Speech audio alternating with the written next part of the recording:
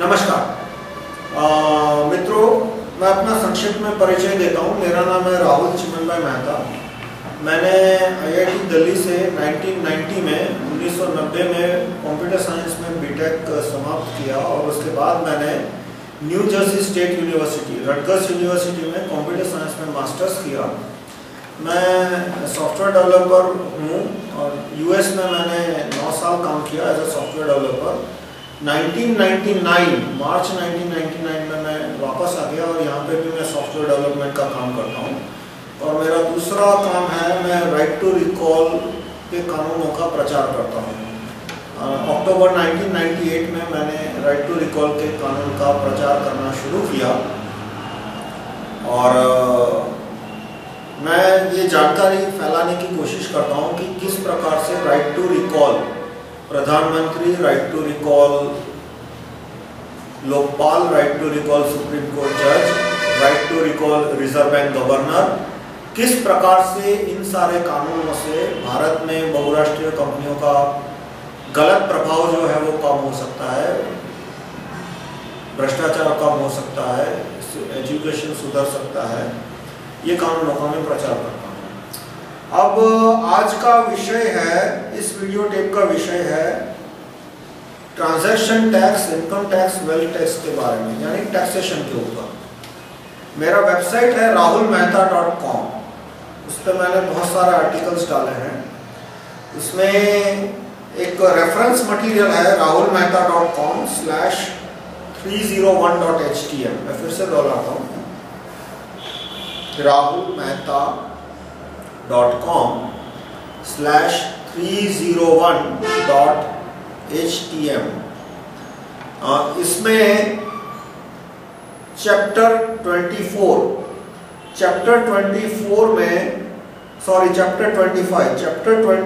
में मैंने टैक्सेशन के ऊपर लिखा है, वेल्थ टैक्स, इनहेरिटेंस टैक्स और सर्विस टैक्स, इन सब के बारे में, और क्या होना चाहिए, क्या है और क्या होना चाहिए।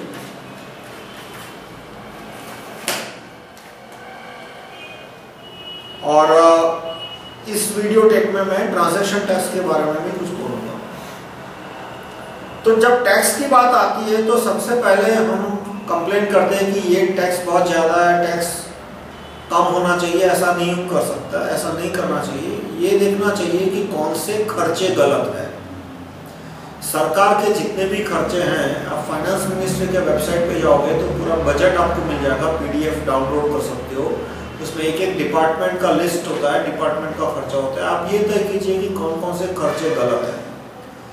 2 प्रकार के खर्चे होते हैं, कैश खर्चा जो कि दिखता है, बुक्स पे होता है, और दूसरा होता है जमीन का अपव्यय जो कि दिखता नहीं है, पर वो भी उतना ही बड़ा खर्चा होता है। भले वो अकाउंट्स पे ना आता हो, बुक्स पे ना आता हो, लेकिन जमीन का खर्चा भी एक इम्पॉर्टेंट चीज होती है। जैसे कि राष्ट्रपति भवन है,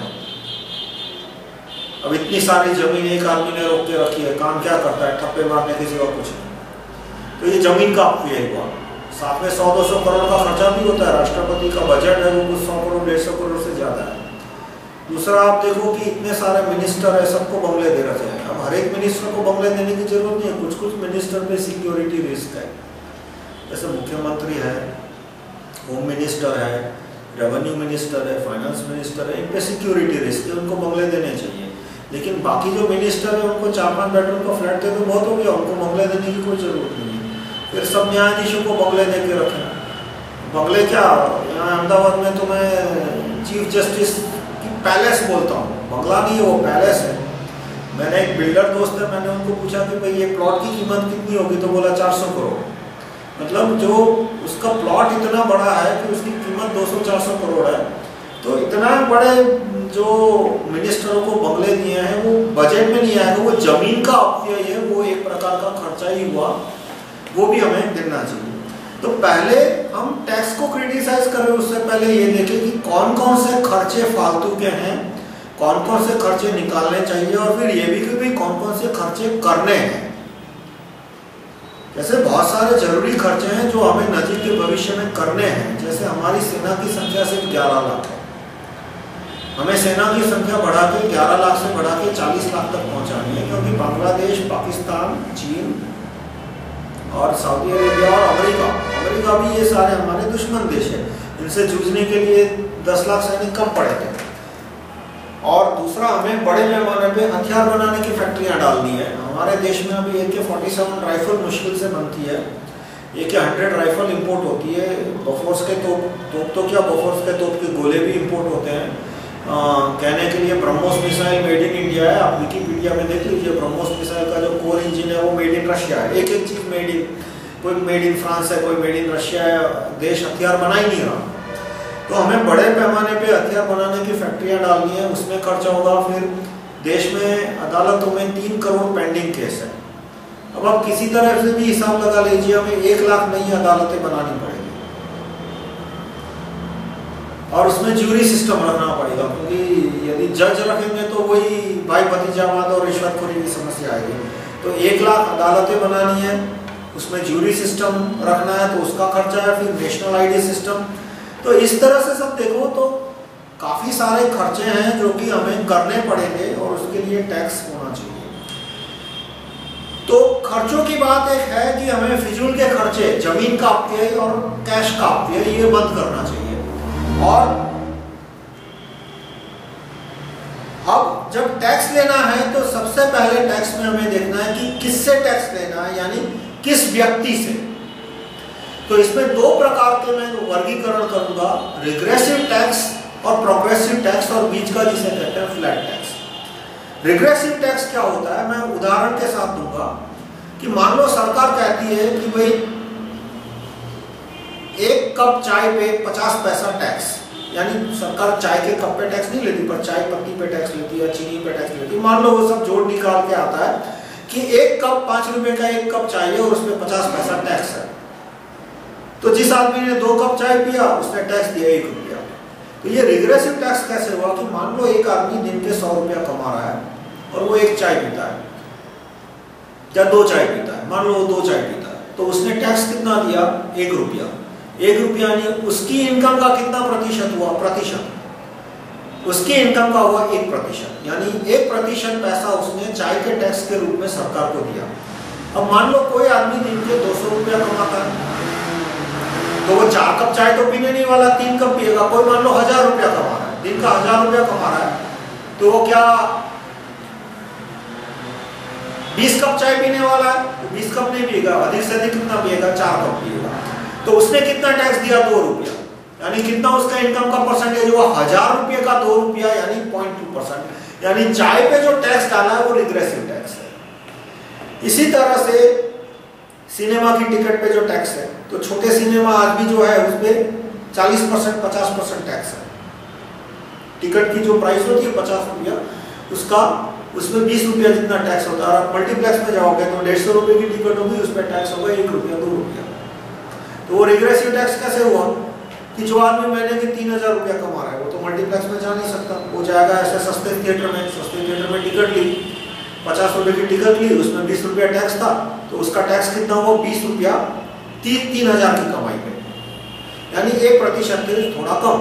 अब कोई आदमी 25,000 कमा रहा है, वो मल्टीप्लेक्स टैक्स में गया, मल्टीप्लेक्स में उसने 150 की टिकट खरीदी, उस पर टैक्स कितना हुआ, 1 रुपया, तो उसने कितना टैक्स दिया, 25,000 का 1 रुपया, यानी 0.1% से भी कम, 0.2% से भी कम, 0.01% जितना हुआ, उससे भी कम। तो ये सिनेमा पर जो टैक्स है वो रिग्रेसिव टैक्स हुआ। तंबाकू पे टैक्स है, वो भी रिग्रेसिव टैक्स है। हम कहें कि तंबाकू गलत है, इसमें किसी और वीडियो में बोलूंगा कि भाई तंबाकू के टैक्स से प्रजा को नुकसान हो रहा है। वो टैक्स रिग्रेसिव टैक्स क्यों लिया जाता है, ताकि अमीरों का टैक्स बर्डन कम हो, अमीरों का टैक्स बर्डन कम हो, इसलिए रिग्रेसिव टैक्स लिया जाता है। तो तंबाकू का टैक्स रिग्रेसिव कैसे है कि जो आदमी मान लो दिन का 200 रुपया कमाता है और उसने 20 रुपया का तंबाकू खाया और उस पर टैक्स से 50% यानी 10 रुपया टैक्स में गया, तो 200 रुपये में से 10 रुपया यानी 5% उसकी इनकम का तंबाकू टैक्स के रूप में सरकार हो गया। अब जो आदमी 1000 रुपया कमा रहा है वो कोई 200 रुपये का तंबाकू तो खाने नहीं वाला, 10 गुना तो खाएगा नहीं, खाएगा तो शायद डबल खाएगा। तो उसने मान लो 10 रुपये का तंबाकू का टैक्स दिया, टोबैको टैक्स, तो उसकी कमाई का 1% हुआ। रिग्रेसिव टैक्स से क्या होता है कि जो गरीब वर्ग है उसकी परचेसिंग कैपेसिटी कम हो जाती है, वो कम वस्तुएं खरीद पाएगा, कपड़ा हो या अगरबत्ती हो या खाना हो या दूध हो या कोई भी वस्तु है, उसकी खरीदने की कैपेसिटी कम हो जाएगी। दूसरा होता है प्रोग्रेसिव टैक्स, यानी जितनी व्यक्ति की आमदनी ज्यादा उतना टैक्स का प्रतिशत ज्यादा। जैसे इनकम टैक्स में आदमी यदि 5 लाख कमा रहा है तो उस पर टैक्स रेट होता है 20%, और यदि वो 10 लाख कमा रहा होता है तो उस पर टैक्स रेट होता है 30%। इसी तरह से वेल्थ टैक्स है, वो भी प्रोग्रेसिव टैक्स है, या तो फ्लैट टैक्स भी बोल सकते हैं। फ्लैट टैक्स यानी कि आदमी 10 लाख कमाए या 20 लाख कमाए या 50 लाख कमाए, उसकी इनकम का 15%। जैसे हांगकांग में है, हांगकांग में रिलेटिवली फ्लैट टैक्स है, वहाँ पे 2 ही टैक्स के स्लैब है, 15% और 20%। इसी तरह से वेल्थ टैक्स है, बहुत सारे देशों में फ्लैट टैक्स होता है कि एक लिमिट से नीचे कोई टैक्स नहीं होता, और उसके बाद कितनी भी वेल्थ हो उस पर 1% टैक्स होता है। तो इंडिया के टैक्स है वो काफी रिग्रेसिव है। रिग्रेसिव क्यों है कि जो यहाँ के बुद्धिजीवी वगैरह है, वो बुद्धिजीवी है या कुबुद्धिजीवी, वो दूसरा बात हुई। डिसइंटेलेक्चुअल, ये अंग्रेजी शब्द मैंने जो खोजा है, हिंदी में मैं उन्हें कुबुद्धिजीवी कहता हूँ और अंग्रेजी में मैं उन्हें डिसइंटेलेक्चुअल कहता हूँ। वो रिग्रेसिव टैक्स पे जोर देते हैं क्योंकि उनको जो बड़े लोग हैं उनसे स्पॉन्सरशिप और फंडिंग मिलती है।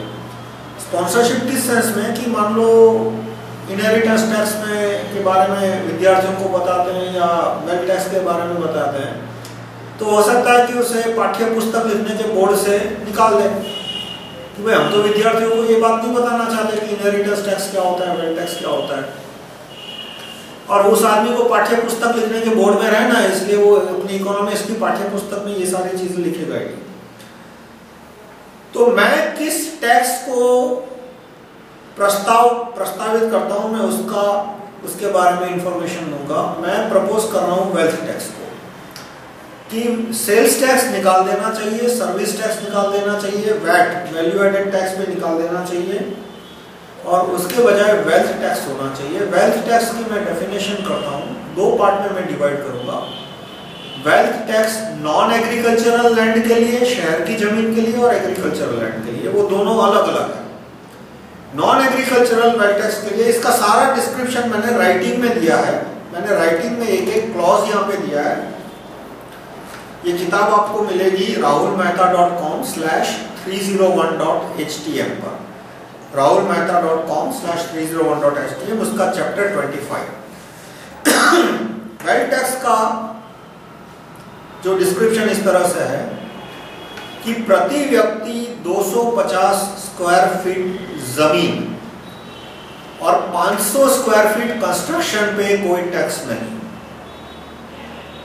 यानी एक आदमी के परिवार में मान लो 5 व्यक्ति है, हस्बैंड वाइफ, 2 लड़के और सीनियर सिटीजन, माता पिता सास ससुर एक मान लो, तो उस पे उसका फ्री कोटा होगा 250 गुना 4 और सीनियर सिटीजन का डबल कोटा, यानी 1500 स्क्वायर फीट जमीन और 3000 स्क्वायर फीट कंस्ट्रक्शन पे कोई टैक्स नहीं लगेगा।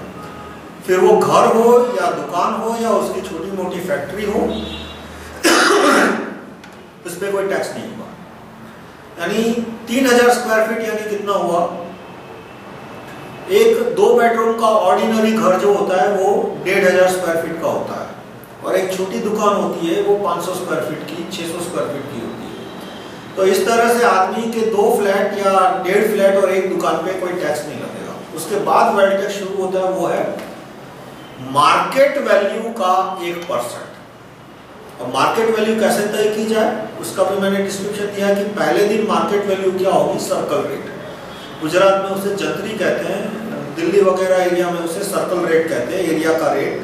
सरकार हर एक अलग अलग एरिया में भाव तय करती है और वो भाव मार्केट वैल्यू से कम ही होता है। तो सर्कल रेट के हिसाब से 1%। अब सवाल आते हैं कि इस टैक्स से फायदा क्या होगा। इस टैक्स से फायदा ये होगा कि जो मकान आज की तारीख में 40-50 लाख का है, उसका दाम 20 लाख हो जाएगा।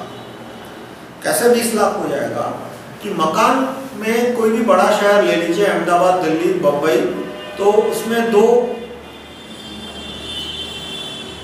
पार्ट होते हैं, मकान की कीमत यानी कंस्ट्रक्शन की कीमत और जमीन की कीमत।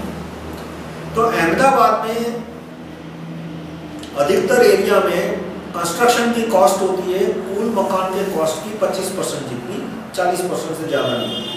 बाकी जो 60-65% होती है वो जमीन की कॉस्ट होती है। बॉम्बे में जमीन का तो 80% होता है, 80% है वो जमीन की कॉस्ट और कंस्ट्रक्शन कॉस्ट तो 20%।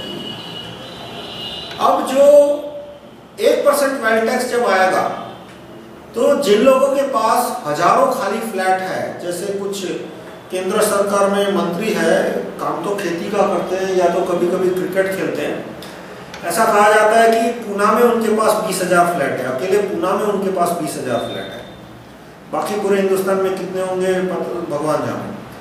तो या तो उनका नार्को टेस्ट लेके पता लगाया जा सकता है कि पूरे इंडिया में उनके कितने फ्लैट है।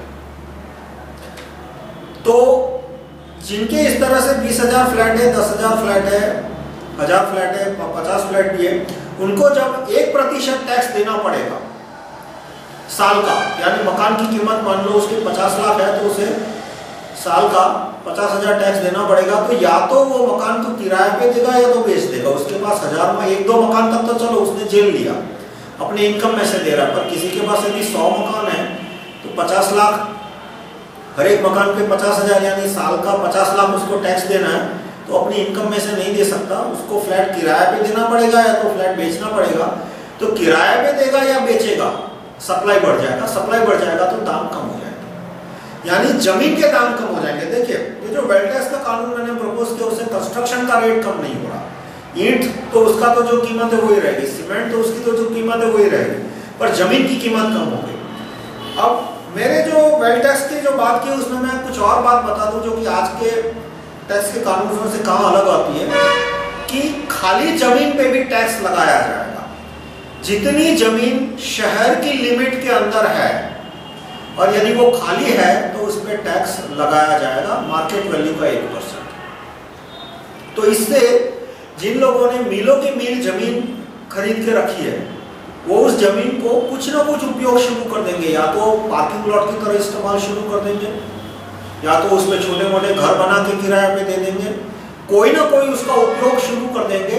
और जैसे उपयोग शुरू करेंगे तो उतना इकोनॉमी में पॉजिटिव कंट्रीब्यूशन शुरू हो जाएगा और जमीन के दाम कम हो जाएंगे, जैसे मैंने बताया कि सप्लाई बढ़ेगा। दूसरा है कि जो ट्रस्ट है उस पर भी टैक्स लगेगा। अब ये जो ट्रस्ट की जमीन पे टैक्स लगाने का जो कानून है वो मेरा उसका डिटेल में थोड़ा देता हूं, कि कोई भी हिंदुस्तानी अधिक से अधिक 5 ट्रस्ट का मेंबर बन पाएगा और हर एक ट्रस्ट को प्रति मेंबर साल के 100 रुपए का वेल्थ टैक्स में से छूट मिलेगी।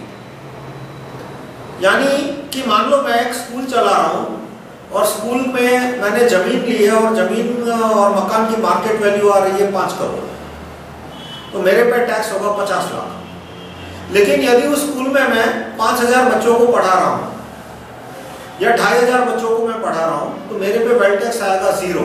0 कैसे आएगा कि मैं स्कूल में जितने भी लड़कों को पढ़ा रहा हूँ मैं उनके माँ बाप को कह सकता हूँ कि भाई आप मेरे ट्रस्ट के मेंबर बनो।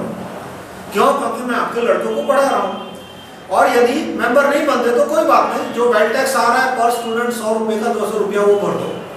तो यदि वो आदमी को मेंबर बनने में तो कोई पैसा उसको देना नहीं है, उसका लड़का जिस शाला में पढ़ रहा है उसका वो मेंबर बन जाए, तो इस तरह से उसके लड़का जिस शाला में पढ़ रहा है इफेक्टिव वेल्थ टैक्स उसका 0 हो गया। फिर ये बात अलग है कि यदि मैं कोई 5 स्टार शाला चला रहा हूँ जिसका 100 एकड़ का कैंपस है, जैसे शरद पवार इंटरनेशनल स्कूल है पूना के पास, उसका 100 एकड़ का कैंपस है और वहाँ कुछ 2-3 हज़ार लड़के पढ़ते हैं, तो फिर उसे वेल्थ टैक्स भरना पड़ेगा। उसको साल का 100-200 रुपया बाद कम भरना पड़ेगा, पर 5,000-10,000 प्रति स्टूडेंट वेल्थ टैक्स आएगा और उसमें 100 रुपया उसको डिस्काउंट मिल जाएगा। फिर पर यदि छोटे ट्रस्टों के स्कूल में जहाँ के मिडिल क्लास के लोग पढ़ते हैं वहां पे इफेक्टिव वेल्थ टैक्स कम आ जाएगा। इसी तरह से वो व्यक्ति है वो जिस मंदिर में जा रहा है उसको भी मेंबर बन सकता है, तो यदि एक 5-6 एकड़ का मंदिर है जहाँ पे 10-20 हजार भक्त वहाँ पे जाते हैं, तो उस पर वेल्थ टैक्स कितना आएगा आप कैलकुलेट कर लिए, उस पर वेल्थ टैक्स आएगा 0।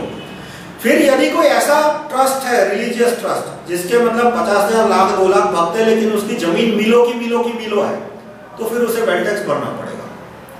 और इसी तरह से हॉस्पिटल है, तो आसपास के जितने लोग हैं जहाँ वहाँ पे लोग सेवा ले रहे हैं, वो उसके मेंबर बन जाए तो उस हॉस्पिटल को भी टैक्स नहीं भरना पड़ेगा। लेकिन कोई दूसरी हॉस्पिटल है जिसके पास मीलों की जमीन है, तो वहाँ उसे वेल्थ टैक्स भरना पड़ेगा। हिंदुस्तान में जो चैरिटेबल ट्रस्ट है, वो जमीन हथियाने का एक तरीका है, जमीन पे टैक्स न भरने का, हथियाने का नहीं, आई एम सॉरी, वो गलत वर्ड है। ट्रस्टों ने जो जमीन ली है वो कानूनी तरीके से ली है, उसमें कोई गैर कानूनी बात नहीं है, पर वो जमीन वो दिखाते कि ये ट्रस्ट की जमीन है, इसलिए हम इस पे कोई वेल्थ टैक्स नहीं भरेंगे, ये गलत कानून है। जमीन ट्रस्ट की हो तो प्रति मेंबर यानी उस व्यक्ति जिसे वो ट्रस्ट सेवा देता है, प्रति मेंबर उसे साल का 100-200 रुपया वेल्थ टैक्स कम होना चाहिए, बाकी उसके पास जितनी वेल्थ है उस पर टैक्स लगना चाहिए।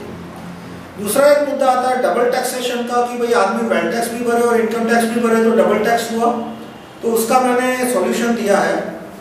डबल टैक्स कैसे हुआ कि मान लो मैंने 20 लाख का मेरे पास एक घर है, उसे मैंने रेंट पे दिया है और उस पर रेंट आ रहा है मान लो साल का 1 लाख रुपया, तो 20 लाख के घर पे मैं 20,000 टैक्स भरूंगा और जो 1 लाख टैक्स आ रहा है उसमें मैं 30,000 टैक्स भरूंगा, तो टोटल टैक्स हो गया 50,000।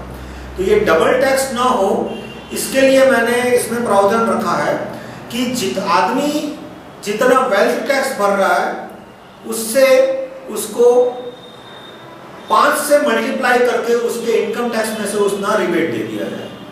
मैं फिर से गिनाता हूं कि मैंने वेल्थ टैक्स भरा 20,000 का, तो 20,000 मुझे इनकम टैक्स में से रिबेट मिल जाएगा, यानी 1 लाख का किराया आया, उस पर मुझे 30,000 इनकम टैक्स भरना है, मैंने 20,000 वेल्थ टैक्स भर दिया, तो अब मुझे इनकम टैक्स भरना पड़ेगा सिर्फ 10,000, यानी डबल टैक्स नहीं हुआ। हाँ, यदि मैंने घर खाली रखा है, यदि मैंने घर खाली रखा, उसका कोई उपयोग नहीं किया, ना किराए पे दिया, ना खुद रहा, ना कोई बिजनेस किया, तो फिर मुझे उसका 20,000 टैक्स भरना पड़ेगा, वेल्थ टैक्स। तो वेल्थ टैक्स से किस तरह से उद्योग बढ़ेंगे और अनएम्प्लॉयमेंट कम होगी, एम्प्लॉयमेंट बढ़ेगा, कि आप कोई भी उद्योग ले लीजिए, फैक्ट्री हो या छोटी मोटी दुकान हो, तो उसकी, या रेस्टोरेंट हो, तो उसकी सबसे बड़ी कॉस्ट होती है जमीन की कॉस्ट। पहले साल का किराया, दूसरे साल का किराया, और वो एक रिस्क फैक्टर बहुत बड़ा होता है कि मान लो दुकान खोली, रेस्टोरेंट खोली और चली नहीं, तो जब पहले साल का किराया है वो तो सारा पानी में गया, दूसरे साल का किराया भी पानी में गया, और जितना वो कॉस्ट ज्यादा, जितना रिस्क फैक्टर ज्यादा, उतना आदमी धंधा खोलने से हिचकिचाता है, वो शुरुआत ही नहीं करेगा। मान लो एक रेस्टोरेंट है जिसमें मेरी एक्सपेक्टेड इनकम है ये साल की 2 लाख और उसका रेंट है साल का 50,000, तो मैं सोचूंगा चलो इनकम नहीं हुई तो नुकसान कितना जाएगा 50,000 का, लेकिन उसका रेंट है मान लो 1 लाख, 1.25 लाख, तो मैं धंधा खोलने से हिचकिचाऊंगा कि भाई इसमें मान लो इनकम नहीं हुई तो मुझे 1 लाख, 1.25 लाख का लॉस हो जाएगा। तो रेंट कैसे कम होता है कि जब मैंने बताया कि वेल्थ टैक्स आएगा तो लोग अपने जमीन को या फ्लैट को किराए पे देना शुरू करेंगे या बेचना शुरू करेंगे, तो जमीनों के दाम कम होंगे, और इससे जब जमीन के दाम कम होंगे, जमीन का किराया कम होगा, तो बड़ी संख्या में लोग उद्योग, धंधा, दुकान, रेस्टोरेंट ये सब खोलना शुरू करेंगे, तो अपने आप कॉस्ट कम हो जाएगी। तो ये वेल्थ टैक्स के बारे में। दूसरा टैक्स में जो प्रपोज करता हूं वो है इनहेरिटेंस टैक्स। इनहेरिटेंस टैक्स के बारे में भारत के कार्यकर्ताओं को और विद्यार्थियों को बहुत कम जानकारी होगी, क्योंकि हमारे जो अर्थशास्त्र, इकोनॉमिक्स के पाठ्य पुस्तक लिखने वाले हैं, उन्होंने ये जानकारी विद्यार्थियों को दी ही नहीं। इनहेरिटेंस टैक्स अमेरिका में 30-40% है, यानी व्यक्ति के मृत्यु के बाद $1 मिलियन तक की संपत्ति पे टैक्स 0 के बराबर है। $1 मिलियन से ज्यादा जितनी संपत्ति है उसका 30-40% हिस्सा सरकार टैक्स के रूप में ले जाती है। और जापान में इनहेरिटेंस टैक्स है कुछ 40-45%, ब्रिटेन में इनहेरिटेंस टैक्स है 40%, स्पेन में इनहेरिटेंस टैक्स है 30-40%, और वहां स्पेन में ये भी एक नियम है, यदि कोई व्यक्ति किसी नॉन रिलेटिव को इनहेरिटेंस देता है, नॉन रिलेटिव यानी कि जो उसका ब्लड रिलेटिव नहीं है, तो इनहेरिटेंस टैक्स हो जाता है 70% तक चला जाता है। जितना रकम ज्यादा उतना टैक्स बढ़ता जाता है। इंडिया में इनहेरिटेंस टैक्स 0% है। मेरी जो दरखास्त है वो इनहेरिटेंस टैक्स 35% यानी इनकम टैक्स यदि 30% है तो इनहेरिटेंस टैक्स भी 30%, इनकम टैक्स 35% है, यानी इनकम टैक्स का जो मार्जिनल रेट है, हाईएस्ट रेट, उसके बराबर इनहेरिटेंस टैक्स। यानी उसका इनहेरिटेंस टैक्स का इम्प्लीमेंटेशन इस तरह से होगा कि व्यक्ति की मृत्यु पे कुछ एक स्क्वायर फीट यानी 200 स्क्वायर फीट पर हेयर यानी उसके उत्तराधिकारी, यानी उस व्यक्ति के मान लो 4 उत्तराधिकारी है, उसकी वाइफ है या उसके 2-3 लड़के हैं या उसके ब्रदर है, माता पिता है, उसमें सिलेक्टेड इनहेरिटर, मतलब उसमें ऐसा नहीं है कि 100 लोगों का खानदान आ जाएगा, मैंने लिस्ट बनाई है, तो उसमें पर हेयर 100 स्क्वायर फीट तक कोई इनहेरिटेंस टैक्स नहीं आएगा, और पर हेयर 1 करोड़ की प्रॉपर्टी तक। यानी यदि उसे जमीन नहीं लेनी है तो 2 करोड़, और यदि उसे जमीन लेनी है तो 100 स्क्वायर फीट प्लस 1 करोड़, और यदि सिर्फ जमीन लेनी है तो 200 स्क्वायर फीट, तब तक कोई इनहेरिटेंस टैक्स नहीं होगा। और उसके बाद जितनी प्रॉपर्टी है उस पे 30% इनहेरिटेंस टैक्स लगेगा। अब इनहेरिटेंस टैक्स की और वेल्थ टैक्स की नैतिकता क्या है? टैक्स में हमेशा नैतिकता आ ही जाती है, क्योंकि बड़े पैमाने पे यदि कोई व्यवस्था चलानी हो और उसमें नैतिकता न हो सर से पांव तक, तो वो व्यवस्था चलती है जब तक चलती है, लेकिन धीरे धीरे वो गिरनी शुरू हो जाती है और एक दिन पूरी खत्म हो जाती है। तो अलग अलग प्रकार के टैक्स रखे जाए तो उसमें से कौन सा नैतिक है और कौन सा अनैतिक वो देख लेना चाहिए। प्रॉपर्टी टैक्स को क्यों मैं नैतिक मानता हूं, वेल्थ टैक्स को, कि टैक्स का पैसा खर्च कहां होता है? सेना के लिए, पुलिस के लिए, अदालत के लिए। क्यों खर्च करना पड़ता है? क्योंकि संपत्ति के रक्षा के लिए। संपत्ति की रक्षा करने के लिए पुलिस चाहिए, अदालत चाहिए, सेना चाहिए। यदि सेना नहीं होगी तो जो बंगला है उसमें कोई पाकिस्तानी आके रहेगा या कोई चाइनीज आके रहेगा या कोई अमेरिकन आके रहेगा, यदि सेना नहीं होगी तो सेना का खर्चा किसी न किसी को तो देना है। तो आप एक सादा लॉजिक लगाओ कि एक आदमी के पास 1 लाख की प्रॉपर्टी और दूसरे के पास 10 करोड़ की प्रॉपर्टी है। उसके बंगला है, बंगले में सोना है, चांदी है, गहने हैं, वहाँ महंगी वस्तु है, और दूसरा कोई झोपड़े में रहता है, उसके पास एल्यूमिनियम के बर्तन है, और पाकिस्तान की सेना आ जाती है तो पहले वो किस आदमी को लूटने जाएगी? वो एल्यूमिनियम के बर्तन लूटने जाएगी या सोने चांदी के गहने लूटने जाएगी? तो जाहिर है कि जो आदमी के पास प्रॉपर्टी ज्यादा है उसके प्रोटेक्शन में डायरेक्ट या इनडायरेक्ट खर्चा ज्यादा होता है। अब ये इसका कोई सबूत कैसे नहीं उपलब्ध कर सकते कि पुलिस, अदालत और सेना की सर्विस पे कोई मीटर नहीं लगा सकते। यदि सारी सेवाओं के लिए कोई मीटर का आविष्कार कर देता है तो ये टैक्स का पूरा झमेला ही खत्म हो जाएगा। जैसे बिजली के लिए हमें टैक्स नहीं लेना पड़ता, क्योंकि बिजली के लिए मीटर है। मीटर है इसलिए पता लग गया कि मैंने इतना यूनिट बिजली ली, आपने इतना यूनिट बिजली ली, मैं इतना पैसा चुकाऊंगा, आप इतना पैसा चुकाओ। लेकिन सेना के लिए आप कोई मीटर का आविष्कार नहीं कर पाया, पुलिस के लिए कोई मीटर का आविष्कार नहीं कर पाया कि मैंने पुलिस का इतना उपयोग किया और तुमने पुलिस का इतना उपयोग किया।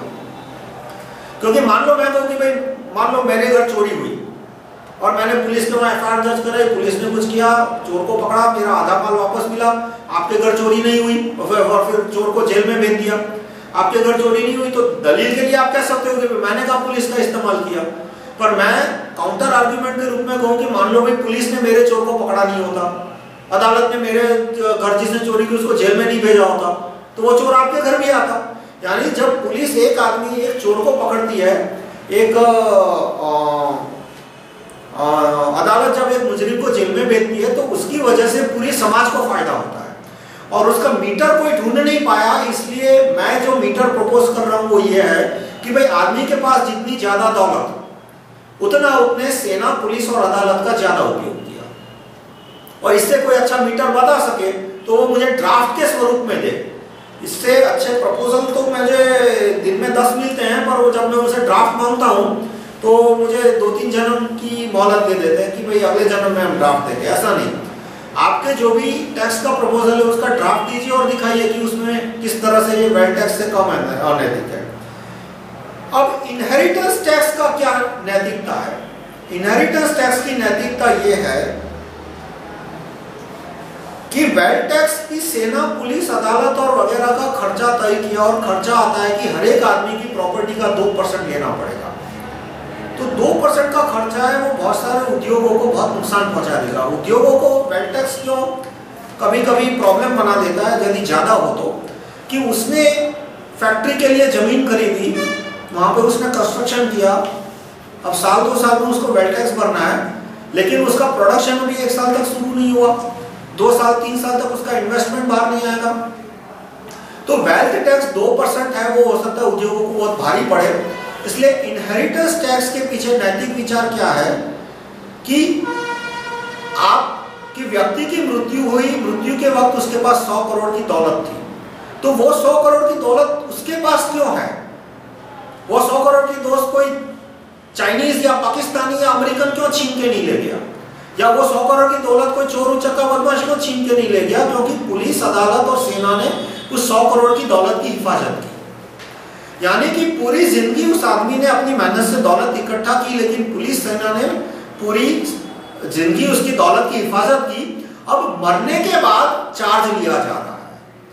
तो इनहेरिटेंस टैक्स है वो मृत्यु पश्चात का वेल्थ टैक्स गिना जाता है कि पूरी जिंदगी हमने आपसे आधा पैसा लिया, प्रोटेक्शन का जो खर्चा निकलता था उसका आधा पैसा लिया, और बाकी आधा हम मरने के बाद लेंगे। और वो एक तरह का 100% एथिकल है, क्योंकि पूरी जिंदगी उस व्यक्ति की हिफाजत की गई और उसकी प्रॉपर्टी की हिफाजत की, और मरने के बाद उससे चार्ज लिया जा रहा है। तो बहुत सारे अर्थशास्त्री इनकम टैक्स वेल्थ टैक्स को डबल टैक्स कहते हैं। वो झूठे हैं, मैं कहूंगा झूठे हैं, बदमाश है, एकदम झूठ, सरासर झूठ बोल रहे हैं। वो झूठी दलील क्या कहते हैं कि देखो आदमी ने इनकम की 1 लाख की, तब आपने 20,000 टैक्स लिया, अब उसने प्रॉपर्टी ली उससे 80,000 की और हर साल आप उससे 800 रुपया टैक्स ले रहे हो। भाई प्रॉपर्टी उसने इनकम ली और तब टैक्स लिया। अब जब प्रॉपर्टी ली तो हर साल सेना, पुलिस और अदालत का खर्चा आता है। आप बिल्डर से फ्लैट लेते हो 20 लाख में, 25 लाख में, 50 लाख में, तो क्या आप हर साल मेंटेनेंस का पैसा नहीं चुकाते? आप 50 लाख का फ्लैट लेने के बाद ये कहते हो कि अब मैं चौकीदार की सैलरी का पैसा नहीं दूंगा कि मैंने 50 लाख तो बिल्डर को दे दिया। भाई जो तुमने पैसा दिया वो बिल्डर को दिया, अब किसी को पानी का, बिजली का, पानी का और चौकीदार की सैलरी का पैसा देना है, वो हर साल देना होता है। तो इसी तरह से आदमी ने प्रॉपर्टी ली तो प्रॉपर्टी की हिफाजत के लिए जो पैसा देना है, टैक्स देना है, वो हर साल देना पड़ेगा। इसलिए वो डबल टैक्स किसी हालत में नहीं होता। और inheritance tax is a wealth tax taken after death, यानी कि वो एक वेल्थ टैक्स है जो कि मृत्यु के बाद लिया गया है, इसलिए वो किसी तरह से डबल टैक्स नहीं होगा। अब ये लीस्ट रिग्रेसिव टैक्स है। वेल्थ टैक्स और इनहेरिटेंस रिग्रेसिव टैक्स कैसे लीस्ट रिग्रेसिव टैक्स है कि जिस व्यक्ति के पास मान लो 250 स्क्वायर फीट से कम जमीन है पर फैमिली मेंबर, तो उस पर तो टैक्स कितना आएगा? प्रैक्टिकली 0% कोई टैक्स आएगा ही नहीं। और उसके बाद जिसके पास वेल्थ है उसी पर टैक्स आएगा। तो अब कुछ एक और सवाल आता है कि भाई व्यक्ति के पास मान लो 10 करोड़ की दौलत है और उसमें वेल्थ टैक्स आया 10 लाख, और उस साल उसकी इनकम 10 लाख नहीं हुई तो क्या होगा? तो इसमें मैंने प्रावधान रखा है कि वो टैक्स है वो एक्यूमुलेट होता जाएगा। ऐसा नहीं है कि उससे प्रॉपर्टी छीन ली जाएगी, टैक्स एक्यूमुलेट होता जाएगा। उस पर इंटरेस्ट लगेगा प्राइम रेट प्लस 1%, यानी कि जो बैंक का लोन का रेट है जो कि अभी जैसे 14% है, उससे 1% ज्यादा यानी 15% उस पर टैक्स लगेगा। और वो टैक्स एक्यूमुलेट होता जाएगा और उसे कब भरना पड़ेगा? जब वो प्रॉपर्टी बेची जाती है या उस व्यक्ति की मृत्यु होती है। यानी यहाँ पे किसी को घर खाली करा जाएगा ऐसा मैंने कोई प्रोविजन न रखा है, न रखने की जरूरत है, क्योंकि आज नहीं तो कल प्रॉपर्टी तो भागने नहीं वाली है। आज नहीं तो कल जो अनपेड प्रॉपर्टी टैक्स है वो मिल ही जाएगा। अब दूसरा एक मैं मुद्दा बोलूंगा वो ट्रांजैक्शन टैक्स। अब ये मेरे हिसाब से ट्रांजैक्शन टैक्स मतलब या तो मुझे ये जो ट्रांजैक्शन टैक्स के मानने वाले हैं अर्थ क्रांति वाले लोग,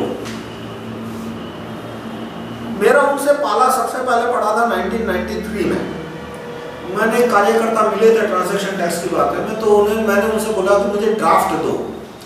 जैसे इनकम टैक्स एक्ट है तो पूरे 500 पेज का ड्राफ्ट है और उनमें से एक भी पन्ना निकम्मा नहीं है। बोलते हैं कि कॉम्प्लिकेटेड कानून है, उसमें से एक पन्ना फाड़ दो, मैं आपको इंपॉर्टेंट चीज बताऊंगा जो कि रुक जाएगी गाड़ी।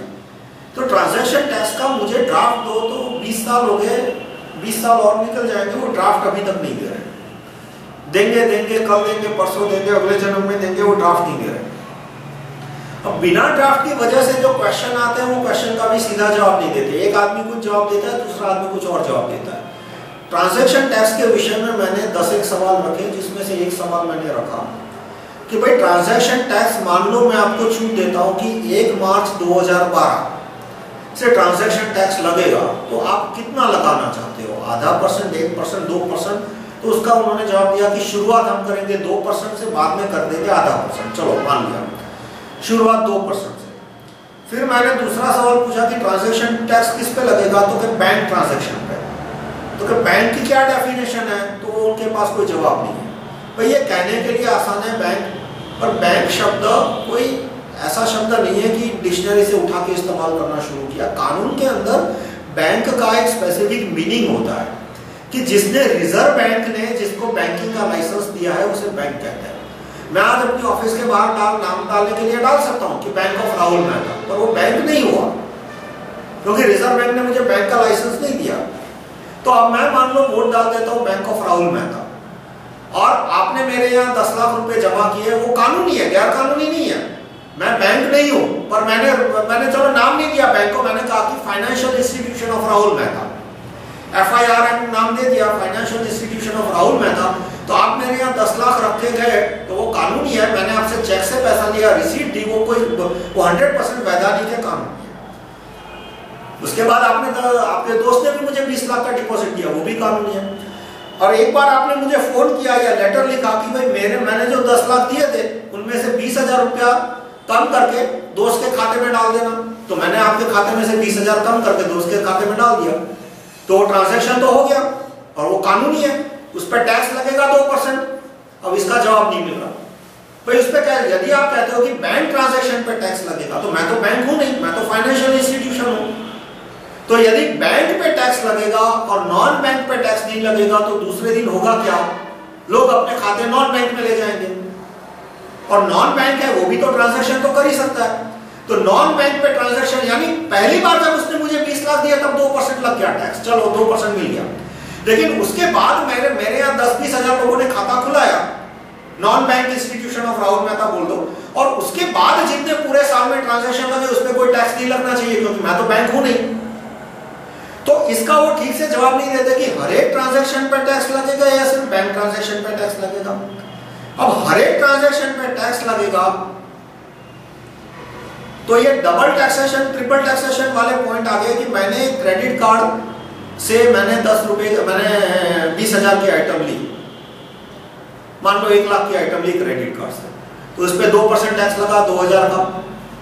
अब जब मैं क्रेडिट कार्ड कंपनी को 1 लाख भेजूंगा तभी भी क्या 2% टैक्स लगेगा। और आप सारे ट्रांजैक्शन की गिनती करो तो कितने हुए? क्योंकि मैंने जब क्रेडिट कार्ड कंपनी से जब क्रेडिट कार्ड का इस्तेमाल किया तो क्रेडिट कार्ड कंपनी दुकानदार को 1 लाख देगी तब 2%, मैं जब क्रेडिट कार्ड कंपनी को दूंगा 1 लाख तब 2%, तो यानी कुल मिलाकर क्रेडिट कार्ड कंपनी तो मुझसे 1,04,000 ही मांगेगी। फिर तो ये क्लियर नहीं हो रहा कि टैक्स है वो नॉन बैंकिंग ट्रांजैक्शन पे लगेगा या नहीं। ये दूसरा सवाल था मेरा। पहला सवाल, मैं फिर से सवालों की गिनती करता हूं। पहला सवाल कि ट्रांजैक्शन दिन 1 मार्च 2012 पहले दिन जब आपको सत्ता दी गई तब कितना होगा? तब बोला 2%। तो नॉन बैंकिंग ट्रांजैक्शन पे टैक्स लगेगा या नहीं, उसका कोई खुलासा नहीं हुआ। दूसरा सवाल है कि मैंने अपने रिश्तेदार से 10 लाख रुपया उधार लिया, 1 महीने बाद 1% ब्याज के साथ, यानी 10 लाख और 10,000 रुपया मैंने उसे लौटाया, तो अभी 2% टैक्स ये 10,000 पे लगेगा या 10 लाख 10,000 पे लगेगा या 10 लाख पे भी लगेगा और 10 लाख 10,000 पे भी लगेगा। तो आप ये सवाल अर्थक्रांति में मानने वाले 10 लोगों से पूछिए, आपको 3 अलग अलग जवाब मिलेंगे। एक आदमी कहेगा सिर्फ 10,000 पे लगेगा, दूसरा कहेगा सिर्फ 10 लाख पे लगेगा, तीसरा कहेगा 10,10,000 पे लगेगा। अब 10,000 पे 2% लगता है तो पहले तो ये ट्रांजैक्शन टैक्स कैसे हो, तो इनकम टैक्स हो गया। और कैसे आप तय करोगे कि कौन से ट्रांजैक्शन पे टैक्स लगाना और नहीं लगाना? बैंक को इंस्ट्रक्शन भेज दिया कि सारे ट्रांजैक्शन में 2% टैक्स लगाना है, तो बैंक को कैसे पता लगेगा कि ये 10 लाख उसने लोन किया, ये 10 लाख है वो प्रिंसिपल है या लोन रिपेमेंट है? जो पहले 10 लाख थे वो प्रिंसिपल थे, दूसरा 10,10,000 था, उसमें 10 लाख प्रिंसिपल रिपेमेंट था, 10 लाख इंटरेस्ट था। पर बैंक को कैसे पता चलेगा? क्या मुझे हर एक चेक के नीचे लिखना पड़ेगा कि और मैं लिखने के लिए तो मैं झूठ भी लिख सकता हूं, तो बैंक वेरीफाई कैसे करेगा?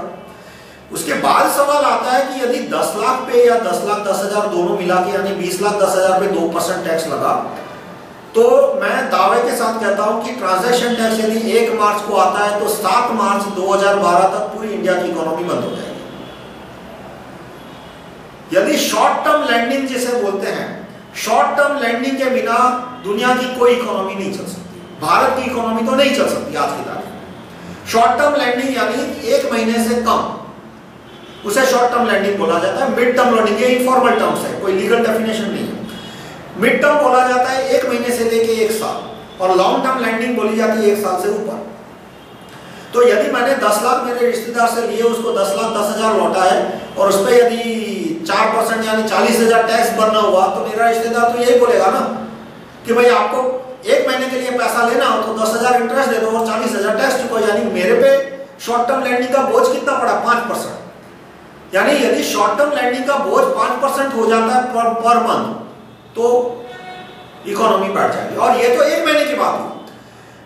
बहुत सारे लेजिटिमेट बिजनेस है जो कि 1 हफ्ते के लिए पैसा उधार लेते हैं। 1 हफ्ते के लिए पैसा उधार लेते हैं, यानी किस तरह से कि 1 करोड़ रुपया लिया और 1 हफ्ते बाद उन्होंने 2% ऑफ द मंथ, यानी 2% 1 वीक का हुआ, 2% डिवाइड बाय 4 यानी 0.5%, यानी 1 करोड़ का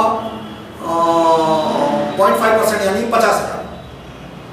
तो 1 करोड़ पैसा उधार लेंगे और 1 हफ्ते बाद वो 1 करोड़ और 50,000 चुकाएंगे। अब इस पे यदि 2% टैक्स दोनों साइड पे लग गया, तो ये आदमी 1 करोड़ उधार नहीं ले पाएगा, लेगा ही नहीं, या वो वायबल ही नहीं रहा। तो शॉर्ट टर्म लैंडिंग पूरा धंधा बैठ जाएगा। शॉर्ट टर्म लैंडिंग का धंधा बैठ गया तो पूरी इकोनॉमी बंद हो जाएगी। तो इसमें यह जवाब दिया जाता है कि भाई एक बार ट्रांजैक्शन टैक्स आएगा तो बैंक के पास इतना पैसा आएगा कि प्राइवेट लैंडिंग की जरूरत नहीं पड़ेगी। ये नामुमकिन है। पूरी इकोनॉमी आज की दुनिया प्राइवेट लैंडिंग पे चलती है। बैंक के पास कितना भी पैसा हो, सवाल है कि कुछ आदमी ऐसे होते हैं कि जिनके वो बैंक लोन के लिए क्वालिफाई नहीं कर पाते।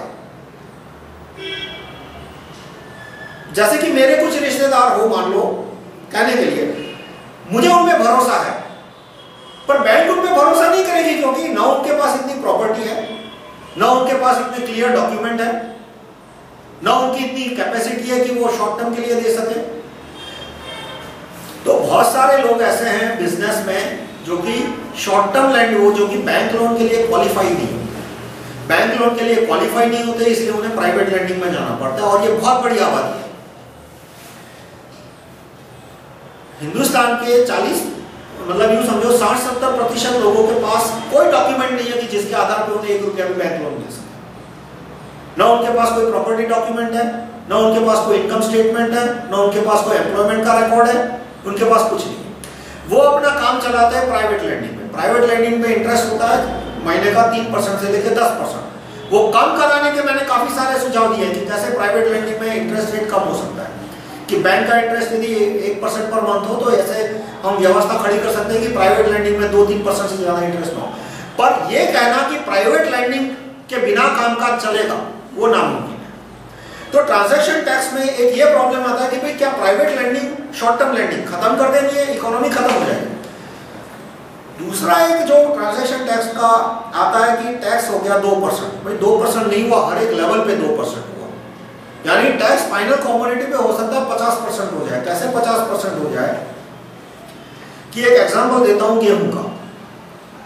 किसान ने गेहूं बेचा मंडी में, मंडी वाले ने बेचा शहर की मंडी में, वहां से गया होलसेलर के पास, वहां से गया बेकरी में, बेकरी वाले ने बेचा एक रिटेलर को, वैसे बेकरी वाला भी सीधा ब्रेड का होलसेलर है, उसको ब्रेड बेचता है, ब्रेड के होलसेलर ने बेचा बेकरी को, बेकरी से जाके मैंने या आपने ब्रेड खरीदी, तो कितने लेवल आ गए?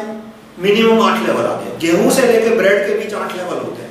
और उसमें यदि गेहूं कहीं बाहर का हो, अच्छा वाला गेहूं हो जो कि आपके स्टेट से नहीं आता और किसी और स्टेट से आता है, जैसे बासमती चावल, आप मान लो रहते हो गुजरात में और आप बासमती चावल खा रहे हो, तो बीच में 2 डीलर और आ जाएंगे, होलसेलर और आ जाएंगे। तो इस तरह से ब्रेड जैसी आसान कमोडिटी में भी 8 लेवल होते हैं। आप टेलीविजन या मोटर कार लेंगे, मोटर कार में जो टायर होता है, वो टायर का जो जिस जहां पे रबर का पेड़ होता है वहां से लेके बैंक जो गाड़ी की फैक्ट्री में टायर जाता है, उसके बीच में मिनिमम 25 लेवल होते हैं। सेमीकंडक्टर चिप, एक कंप्यूटर जो खरीदते हो तो उसमें रेत में से रेत में से सिलिकॉन निकाल के चिप बनता है, और वो जो पूरी प्रोसेस है वहां से लेके कंप्यूटर के बीच में मिनिमम 50 से 100 लोग होते हैं। अभी हर एक लेवल पे यदि 2-2% टैक्स लगने लगा तो कुछ कमोडिटी में टैक्स है वो उसकी बेस प्राइस से डबल हो जाएगा। मान लो 10 लेवल है तो 20 पर तो टैक्स है वो बेस प्राइस का 20% हो गया। यदि 50 लेवल है तो टैक्स है वो बेस प्राइस का इक्वल हो गया। ये प्रॉब्लम वैट में नहीं आता। देखो वैट का कानून अलग है। वैट का कानून क्या कहता है कि मैंने यदि 100 रुपए की चीज खरीदी और मैंने 150 में बेची तो मुझे सिर्फ 50 रुपए में 12% टैक्स भरना है, और उस आदमी ने 150 की चीज यदि 200 में बेची तो उसे सिर्फ 50 पे 12% है। यानी वैट का जो नियम है वो बहुत स्पष्ट है। मैं वैट को सपोर्ट नहीं करता, पर कम से कम उस नियम का एक प्लस पॉइंट है कि टोटल टैक्स फाइनल प्राइस का 12% से बढ़ता नहीं, जबकि ट्रांजैक्शन टैक्स में अनलिमिटेड हो गया। यदि 10 लेवल है तो टैक्स हो गया 20%, यदि 50 लेवल है तो टैक्स हो गया 100% जितना बेस प्राइस का। अब दूसरा जो मुझे सवाल आता है कि भाई इससे तो बड़ी कंपनी को फायदा हो जाएगा कि मान लो ब्रेड से गेहूं से लेकर ब्रेड में 10 छोटे लोग हैं तो ट्रांजैक्शन कितने हुए? 10 ट्रांजैक्शन हो गए, हर एक को 2-2% देना पड़ेगा। लेकिन वॉलमार्ट जैसी कोई बड़ी कंपनी आती है, सीधा गेहूं खरीद के अपनी दुकान में ब्रेड बना के बेचती है, तो उसको ट्रांजैक्शन कितना हुआ? 1 या 2 ही ट्रांजैक्शन हुए तो उसको ट्रांजैक्शन टैक्स भरना पड़ेगा 2% या 4%। तो इससे ये जो हर एक लेवल पे 2% लेने की बात है, उससे बड़ी कंपनियों को गलत फायदा हो रहा है। देखो यदि बड़ी कंपनियों को सच्चा फायदा हो रहा है तो मुझे कोई आपत्ति नहीं है। मैं वॉलमार्ट का विरोधी इसलिए हूं क्योंकि वॉलमार्ट अमेरिकन कंपनी है। यदि कोई हिंदुस्तान की कंपनी वॉलमार्ट जैसी बड़ी चेन बनाती है तो मैं उसको सपोर्ट करूंगा। वॉलमार्ट है वो एफिशिएंसी का एग्जांपल है, वो इंडस्ट्रियल इंजीनियरिंग का एग्जांपल है, मैं उसको वो प्रोग्रेस का एग्जांपल है, सच्चे अर्थ में प्रोग्रेस का एग्जांपल है।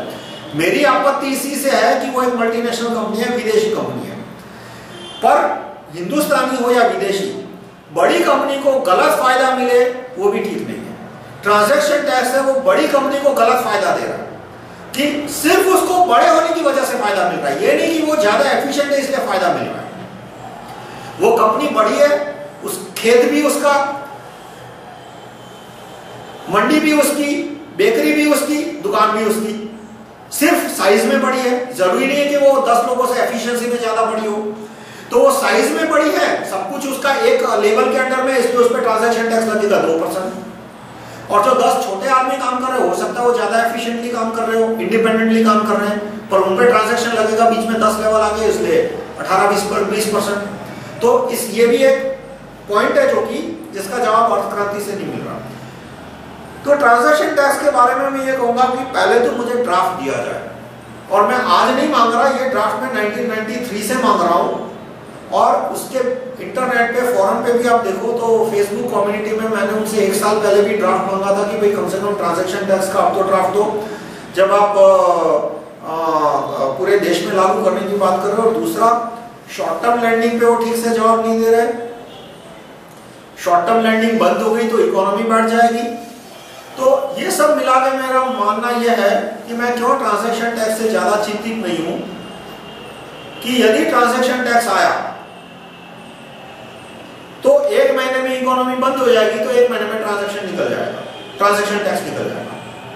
तो ये आएगा और हवा के झोंके की तरह, तूफान की तरह थोड़ा बहुत खलबली बचाएगा और फिर चला जाएगा। इसमें कुछ ज्यादा नुकसान नहीं है, 1 आध महीने में जो नुकसान होगा वही भुगतना पड़ेगा। और यदि उससे पहले ही वो डिटेल दे देते हैं तो डिटेल देखने के बाद लोग कहेंगे कि भाई ये टैक्स हमें मंजूर नहीं है, इससे तो वेल्थ टैक्स अच्छा, इनहेरिटेंस टैक्स अच्छा। तो मैं कार्यकर्ताओं, आप सब कार्यकर्ताओं से विनती करूंगा कि आप वेल्थ टैक्स का कंपैरिजन कीजिए, वेल्थ टैक्स और इनहेरिटेंस टैक्स का कंपैरिजन कीजिए सेल्स टैक्स के साथ, वैट के साथ और ट्रांजैक्शन के टैक्स के साथ, और देखो कि इसमें सबसे कम दिक्कत किस में आती है। दूसरा, जो ट्रांजैक्शन टैक्स के साथ कुछ जुड़ के दलील है, थोड़ी अलग दलील है कि हम बड़े नोट को बंद कर देंगे, बड़े नोट को बंद कर देंगे इसलिए ब्लैक मनी बंद हो जाएगा, ब्लैक ट्रांजैक्शन बंद हो जाएंगे। ऐसा कुछ नहीं होता। रूस में 1995, 1998 की बात कर रहा हूं कि वहां पे सरकार ने जानबूझ के बड़े नोट नहीं छापे, तो क्या परिणाम हुआ, लोगों ने डॉलर में ट्रांजैक्शन करने शुरू कर दिए। पूरी सोसाइटी, वहां पे गाड़ियां भी डॉलर में बिकने लगी थी, ये हालत हो गई थी 1990s में रशिया में। तो सरकार यदि मान लो 500,000 के नोट बंद कर देती है, मैं इसको सपोर्ट करता हूं क्योंकि उससे आतंकवाद कम हो जाएगा, पर यह नहीं है कि उससे ब्लैक मनी कम हो जाएगा। ये वेल्थ टैक्स का कानून है, वो ब्लैक मनी कम कर देगा।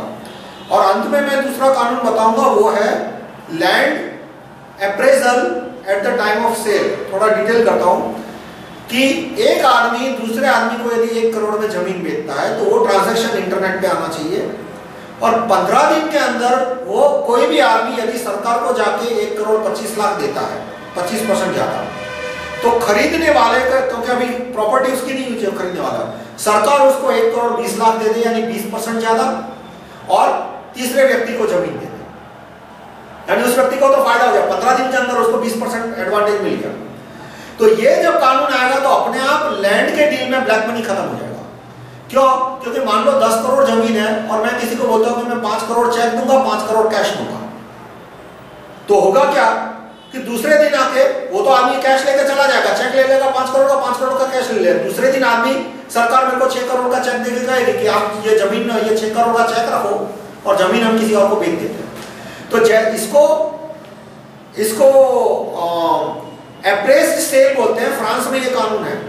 फ्रांस में कोई भी आदमी जमीन बेचता है तो 15 दिन तक, 15 दिन के ड्यूरेशन में तीसरा आदमी आके जमीन खरीद सकता है। ये आने के बाद अपने आप ब्लैक मनी का रोल है वो कम हो जाएगा।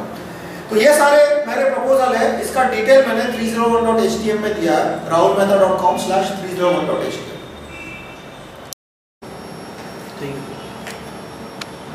हाँ, तो मैं इसको थोड़ा विस्तार से एक्सप्लेन करता हूं। काले धन की समस्या जो है 2 पार्ट में डिवाइड करनी है। विदेश का काला धन, भारत के अंदर का काला धन। विदेश के अंदर काले धन के ऊपर मैं एक दूसरी वीडियो बनाऊंगा, वो एक लंबा मुद्दा है। जो भारत के अंदर काला धन है, हम ये मान ले कि 1000 के नोट और 500 के नोट बंद कर दिए, काला धन बंद हो गया। इतना आसान नहीं है। देखो, व्यक्ति को यदि ट्रांजैक्शन करना है तो वो सोने चांदी में भी कर सकता है। सोने को बाद में रुपये में कन्वर्ट करने की जरूरत ही नहीं पड़ेगी, सोना ही घूमता रहेगा। जैसे आजकल जमीन का डील होता है, तो उसमें क्या होता है, हजार के बंडल जो होते हैं वो बंडल ही घूमते रहते हैं। वो बंडल में से न कभी एक नोट बैंक जाता है, न कभी एक नोट वापस आता है। वो 1000 के नोट है, वो 500 के नोट भी कन्वर्ट कराने की जरूरत नहीं पड़ती। आदमी ने 1 करोड़ की जमीन खरीदी, 50 लाख चेक दिया, 50 लाख उसने हजार के बंडल दिए। जिस आदमी ने खरीदी वो भी उससे अधिकतर केस में जमीन खरीदता है। बहुत कम केस में उन्हें बैंक से डील करने की जरूरत पड़ती है, वो घूमता रहता है। सोने से क्या होगा, आप 10 ग्राम का सोना है, आज उसकी कीमत मान लो, आज उसकी कीमत है 25-30 हजार, 1 तोला सोना। तो एक 10,000 का जो बंडल है, ऐसे 3 बंडल और 10 ग्राम का सोना, तो 10 ग्राम के सोने के वजन कम हुआ, रखने में भी ज्यादा आसान हुआ। नकली सोना, तो आजकल ऐसे मशीन भी आते हैं जिससे सोने की चेकिंग हो सके, और वो 1000 के नोट की चेकिंग से ज्यादा आसान रहे, चाहे उसकी चेकिंग करना कि भाई ये सोना असली है या नकली। तो इस तरह से लोग सोने में और चांदी में डीलिंग कर सकते हैं। और दूसरा जो अधिकतर करप्शन होता है वो व्हाइट में होता है।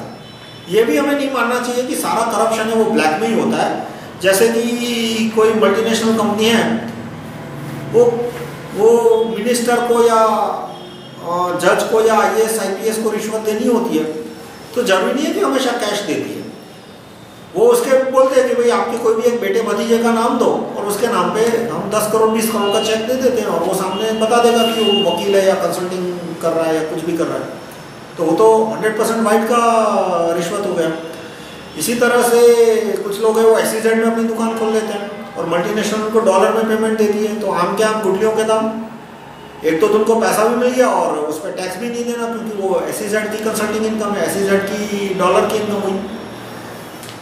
तो इस तरह से बहुत अधिकतर करप्शन है वो आज के ज़माने में वाइट में ही हो रहा है।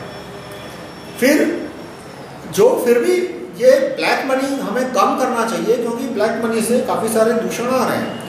तो उसका सबसे आसान तरीका जो मैंने आपको बताया कि जो ज़मीन का डील होता है, लैंड डील, उसमें यदि ये कानून रख दिया जाए कि कोई भी आदमी 1 करोड़ से ऊपर का प्लॉट बेचता है और ऐसा फ्लैट बेचता है जो कि खरीदने और बेचने वाले दोनों में से ओनली फ्लैट नहीं है, यानी बेचने वाले की वो ओनली फ्लैट नहीं है और खरीदने वाला का भी ये दूसरा या तीसरा फ्लैट है, तो 15 दिन तक वो प्रॉपर्टी खाली रहेगी।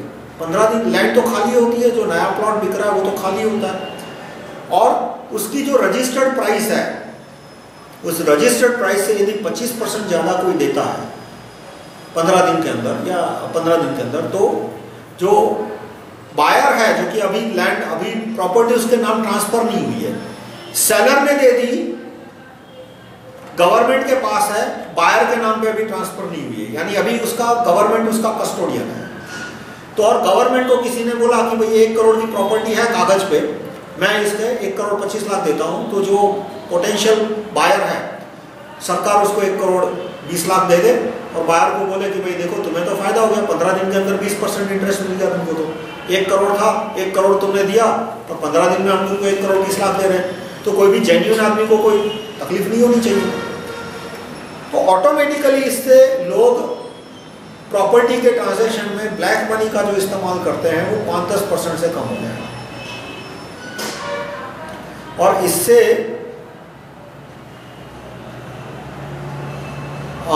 ब्लैक मनी की डिमांड कैसे कम हो जाएगी कि जब ब्लैक मनी का उपयोग कम हो जाएगा, मेरे पास ब्लैक मनी है पर मैं करूंगा क्या उससे, करूंगा क्या, नहीं ब्लैक मनी का सबसे बड़ा उपयोग कहाँ होता है, जमीन की खरीदारी में। और यदि मैं ब्लैक मनी से जमीन नहीं खरीद सकता तो फिर मैं ब्लैक मनी का करूंगा क्या। जब ब्लैक मनी मेरे किसी काम का नहीं रहा तो फिर मैं इकट्ठा करना कम कर दूंगा और मैं अपना टैक्स भरना शुरू कर दूंगा। कि यदि ब्लैक मनी का जत्था कम करना है तो मैं ये सबसे आसान तरीका मानता हूं कि ब्लैक मनी का यूज वैल्यू उसका कम कर दी जाए और ये जमीन के कानूनों के द्वारा हो सकता है। अब टैक्स के विषय में जो और बातें हैं कि इनकम टैक्स के बारे में, कि इनकम टैक्स में भ्रष्टाचार है और टैक्स चोरी भी बड़े पैमाने पे होती है। उसकी वजह है कि हमारे यहाँ अकाउंटिंग सिस्टम ठीक नहीं है। अभी थोड़े बहुत इसमें ठीक होने के अच्छे प्रयत्न हुए पिछले 2-1 साल में। जैसे अमेरिका में एक कानून करीब 1930-1940 से है कि मैं यदि अपने एम्प्लॉयर को 1 लाख की सैलरी देता हूँ तो मुझे इनकम टैक्स वाले को बताना पड़ता है मेरे एम्प्लॉयर के पैन आईडी के साथ कि मैंने इसको 1 लाख की सैलरी दी। इंडिया में ये कानून धीरे धीरे आ रहा है पर अभी भी इसमें काफ़ी लूपहोल है कि यदि मैंने अपने एम्प्लॉयर को 1 लाख से कम सैलरी दी तो मुझे उसका पैन आईडी देना कंपलसरी नहीं है, वो कंपलसरी कर देना चाहिए और उसके लिए ज़्यादा पेपर वर्क की भी जरूरत नहीं है, वो बैंक के द्वारा किया जा सकता है। बैंक के द्वारा यानी मैं किसी व्यक्ति को सैलरी देता हूँ, थ्रू बैंक देता हूँ, तो मुझे इनकम टैक्स वाले को कोई रिपोर्टिंग नहीं करनी पड़ेगी, अपने आप बैंक का कंप्यूटर है वो इनकम टैक्स के कंप्यूटर में रिपोर्टिंग कर देगा कि मैंने इस आदमी को इतना सैलरी दी। तो फिर यहाँ पे इनकम टैक्स के रेट में बहुत वेरिएशन है, 10% से लेकर 10% से लेकर 30%, 0%, 2 लाख से नीचे तो 0%, यानी 0% से नीचे 30%। वो वेरिएशन कम कर देना चाहिए। कैसे कम कर सकते हैं? जो मैंने कानून प्रपोज किया है कि जो 2 लाख से नीचे जिसकी इनकम है उस पर टैक्स 0% पर कंपलसरी सेविंग्स 30%। देखो ये कानून अमानवीय नहीं है क्योंकि कंपलसरी सेविंग्स यानी उसी के खाते में पैसा जा रहा है जो कि उसको 10 साल के बाद मिलेगा इंटरेस्ट के साथ। या तो उसकी मृत्यु हो जाती है तो फैमिली को उसको हेल्थ इंश्योरेंस, लाइफ इंश्योरेंस के साथ यानी जितना पैसा हुआ है उसका डबल उसके फैमिली को मिलेगा। तो और कंपलसरी सेविंग्स एक तरीके से जरूरी भी है। क्यों जरूरी है कि जैसे जैसे इकोनॉमी बढ़ेगी ये समस्या आती जाएगी कि एक व्यक्ति को आज बहुत अच्छी नौकरी मिली लेकिन उसकी कंपनी का धंधा बंद हो गया, उसको नौकरी से छोड़ दिया गया, अब उसको दूसरी नौकरी मिलेगी पर 1-2 महीने उसके पास कोई नौकरी नहीं है, तो तब उसे ये कंपलसरी सेविंग्स में से वो लोन ले सकता है। और बहुत सारे फैक्टर है जिसके द्वारा कंपलसरी सेविंग्स है वो सोशली डिजायरेबल है। तो काफ़ी लोग हैं वो सेविंग्स नहीं करते, पैसा उड़ा देते हैं और उसके बाद जब उनकी ज़रूरत आ जाती है तो उनके परिवार के सदस्यों की या सरकार की जिम्मेदारी बन जाती है। तो 2 लाख से नीचे जो इनकम है उस पर 30% कंपलसरी सेविंग्स, या तो 15% टैक्स दिया तो 15% कंपलसरी सेविंग। और हाँ, मैं यानी इफेक्टिवली जो भी आदमी जितना कमा रहा है उसका 30% या तो टैक्स में जाएगा या तो कंपलसरी सेविंग्स में जाएगा। तो इससे ऑटोमेटिकली सैलरी के द्वारा जो टैक्स इवेजन होता है वो कम होते हो जाएगा। सैलरी के द्वारा टैक्स इवेजन होता है यानी कि अक्सर लोग ऐसा करते हैं कि सैलरी देंगे 10,000 और लिखवाएंगे 20,000, या तो सैलरी देंगे 5,000 और लिखवाएंगे 10,000 और वो 5,000 उससे कैश ले लेते हैं। तो वो जब 30% का ये कानून आएगा तो उससे ऑटोमेटिकली बंद हो जाएगा। फिर ट्रांजैक्शन टैक्स के बारे में जो बोल रहा था उसमें ये भी क्लियर नहीं हो रहा कि एक फादर ने उसके बेटे को मान लो 50,000 रुपया भेजा, उसका लड़का हॉस्टल में है और फादर ने 50,000 रुपया भेजा उसको, तो उस पर ट्रांजैक्शन टैक्स लगेगा या नहीं वो क्लियर नहीं हो रहा। फिर इसी तरह से फैमिली मेंबर के बीच कभी कभी ट्रांजैक्शन करने पड़ते हैं कि एक आदमी के खाते में कम पैसा है और उसमें कोई इंटरेस्ट नहीं लेता, एक फैमिली मेंबर दूसरे फैमिली मेंबर से कोई इंटरेस्ट नहीं लेते, पर ट्रांजैक्शन तो करने पड़ते हैं। तो और फिर रिवर्स ट्रांजैक्शन भी हो गए कि भाई एक भाई ने दूसरे भाई को 1,00,000-2 लाख दिए, मेडिकल इमरजेंसी दिया, कोई भी रीजन दिया और 3-4 महीने बाद वो पैसा वापस लौट आ रहा है, तो क्या दोनों में 2% टैक्स लगेगा? वो क्लैरिटी नहीं है। देखो, मैं यदि टैक्स लगाना है 2% तो मैं बोलता हूँ लगा दो 2%, पर कम से कम क्लियर तो हो कि भाई 2% लगने वाला है। और एंड में उनका तर्क आता है कि बाद में हम ट्रांजैक्शन टैक्स 0.5% कम कर देंगे, 0.5% कर देंगे, 2% से शुरुआत होगा, बाद में 0.5% होगा। भाई पहले 2% जब ट्रांजैक्शन होगा तो इकोनॉमी चलेगी तो 0.5% करने का मौका मिलेगा ना। 2% ट्रांजैक्शन टैक्स डालेगा तो मेरा तो मानना है 1 महीने में देश की इकोनॉमी बंद हो जाएगी। तो 0.5% क्या, जब इकोनॉमी बंद हो जाएगी तब ना 2% टैक्स आएगा ना 0.5% टैक्स आएगा। कि इकोनॉमी बंद हो जाएगी क्यों? क्योंकि यदि हर एक लेवल पे 2% टैक्स लगता है तो फाइनल प्रोडक्ट में टैक्स का परसेंटेज कितना हो गया? फाइनल प्रोडक्ट में टैक्स का परसेंटेज हो गया 20 से 50%। मान लो 10 लेवल है उस कमोडिटी में तो फाइनल टैक्स हो गया 20%। जो मैंने एग्जांपल दिया कि गेहूं से लेकर ब्रेड तक यदि 10 लेवल है तो हर एक लेवल पे 2% टैक्स लगा तो टैक्स हो गया 20%। तो एक पैरेलल इकोनॉमी शुरू हो जाएगी कि बिल की और बिना बिल की। हर एक लेवल पे आदमी कहेगा कि भाई बिल के साथ लेना है तो ब्रेड आएगी 120 रुपए की, बिना बिल की लेनी है तो 100 रुपए की। देखो 2% नहीं, 2% नहीं होगा, आप 20%। क्यों? क्योंकि ब्रेड वाले के ऊपर जो लेवल है उसमें हर एक लेवल पे ये होगा। ब्रेड के ऊपर का लेवल है वो बोलेगा कि भाई आपको ब्रेड लेना है बिल के साथ तो 118, बिना बिल का लेना है तो 100 रुपया। उसके ऊपर का लेवल कहेगा कि बिना बिल लेना है तो 100 रुपया, बिल के साथ लेना है तो 116 रुपया। क्योंकि 10 लेवल है, हर एक लेवल पे 2-2 रुपया लगने वाला है, तो हर एक लेवल पे एक पैरेलल इकोनॉमी शुरू हो जाएगी बिना बिल की, जो कि आज वैट में भी हो रहा है। वैट में 12% वैट है, तो आप देखो काफी जगह पे बिना बिल 12% कम होता है और बिल मांगो तो 12-15% ज्यादा मांगते हैं। और वो जो पूरी बिना बिल की इकोनॉमी होती है वो पूरी फैक्ट्री से लेके दुकानदार और फैक्ट्री से भी आगे जो प्राकृतिक संसाधन जिस खान में निकलते हैं वहां से लेकर फैक्ट्री से ये पूरा चेन चलता है। मेरा जो दरखास्त है कि वैट के कानून को पूरा निकाल दिया जाए, वैट को, सर्विस टैक्स को, एक्साइज को पूरा निकाल दो। एक्साइज सिर्फ गाड़ियों पे होना चाहिए, गाड़ियों पे इसलिए कि उससे जो पैसा आ रहा है वो सड़क बनाने के काम आ सके। वो एक तरह का फीस हुआ, वो टैक्स नहीं हुआ, फीस हुआ। और सड़क का जो खर्चा है वो सिर्फ गाड़ी के टैक्स से आना चाहिए और किसी टैक्स से नहीं आना चाहिए। तो ये और तो ट्रांजैक्शन टैक्स आने के बाद कैश इकोनॉमी शुरू हो जाएगी। और ये कहना कि हम 1000 के नोट कैंसिल कर देंगे या 500 के नोट कैंसिल कर देंगे तो कोई कैश कर ही नहीं पाएगा, सबको जबरदस्ती चेक से करना पड़ेगा ऐसा ज़रूरी नहीं है। लोग सोना चांदी में या डॉलर में ट्रांजैक्शन शुरू कर सकते हैं। और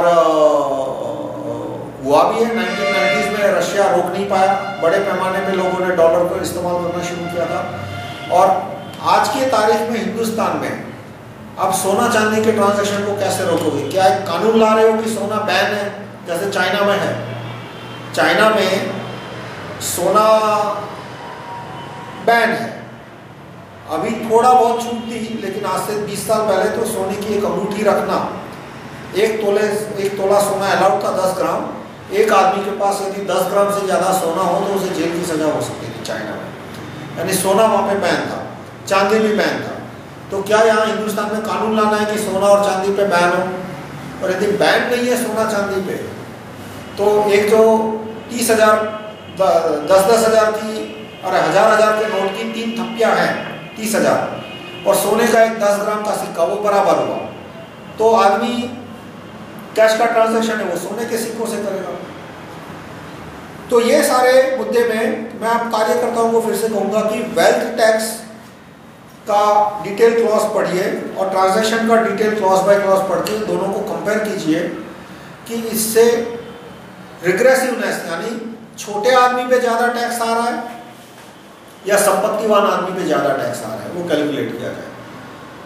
और इसके बाद आपको डिसाइड करना चाहिए कि कौन से टैक्स के कानून को आपको समर्थन देना चाहिए। और आपके जो संगठन में जो वरिष्ठ लोग हैं उनसे भी आप अनुरोध कीजिए कि वेल्थ टैक्स और ट्रांजैक्शन टैक्स का और इनकम टैक्स का और वैट का सारे टैक्स का कंपैरिजन किया जाए मीटिंगों में, उसके डिटेल्स पे डिस्कशन किया जाए, उसके पैरामीटर चेक अलग अलग देशों ने क्या किया है, उसके अलग अलग देशों से उसकी इकोनॉमी पे क्या प्रभाव हुआ, जिन जिन देशों ने इनहेरिटेंस टैक्स और वेल्थ टैक्स का उपयोग किया उस देश की प्रगति बढ़ी है। और इस तरह से आप तय करें कि कौन सा टैक्स देश में लगना चाहिए। धन्यवाद।